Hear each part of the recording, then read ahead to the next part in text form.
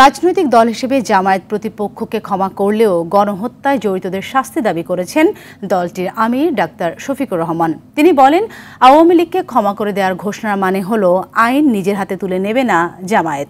সকালে রাজধানীর মগবাজারে আল ফালাহ মিলনায়তনে মজলিসে শুরার উদ্বোধনী অনুষ্ঠানে এসব কথা বলেন তিনি। জামায়াতে আমির আরও বলেন, যারা বিদেশে অর্থ পাচার করেছে তারা জাতির শত্রু। পাচার হওয়া অর্থ দেশে ফিরিয়ে আনা সহ তাদের বিচারও দাবি করেন তিনি।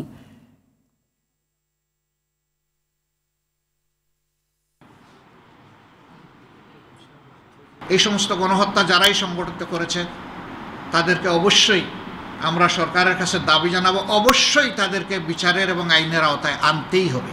আমরা বলেছি যে আমরা প্রতিশোধ নেব না। প্রতিশোধ না নেওয়ার মানে হচ্ছে আমরা আইন হাতে তুলে নেব না, কিন্তু সুনির্দিষ্ট অপরাধ যিনি করেছেন তার বিরুদ্ধে মামলাও হবে এবং তাকে সে মামলায় শাস্তিও পেতে হবে।